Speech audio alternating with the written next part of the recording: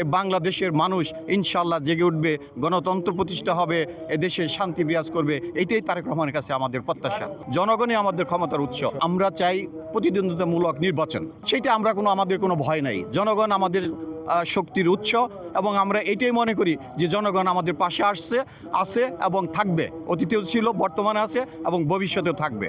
তারা তাদের দল করবে, আমরা আমাদের দল করতেছি। জনগণই আমাদের ক্ষমতার উৎস। আমরা সারা বাংলাদেশ, শুধু আমাদের প্রত্যাশা না, তারেক রহমান সারা বাংলাদেশের 18 কোটি মানুষের আশা আকাঙ্ক্ষার নেতা। সেই হিসাবে সারা বাংলাদেশের মানুষের একটাই চাওয়া যে আগামী নির্বাচনে তারা তারেক রহমানকে ধানের শীষে বিপুল ভোটে নির্বাচিত করে আগামী দিনের প্রধানমন্ত্রী হিসেবে তারেক রহমানকে দেখতে চায়।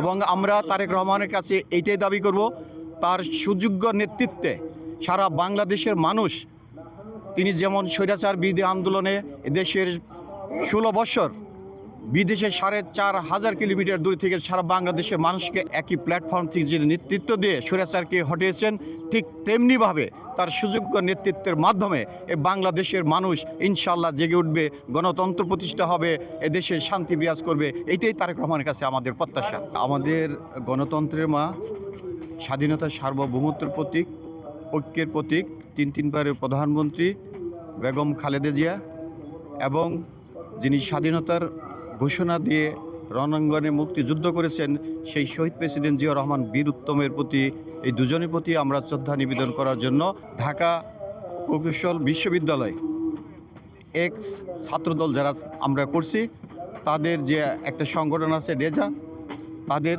সমন্বয়ে আমরা আজকে আমাদের দুজন মহান ব্যক্তিত্বের মাজারে আমরা পুষ্পমাল্য অর্পণ করব।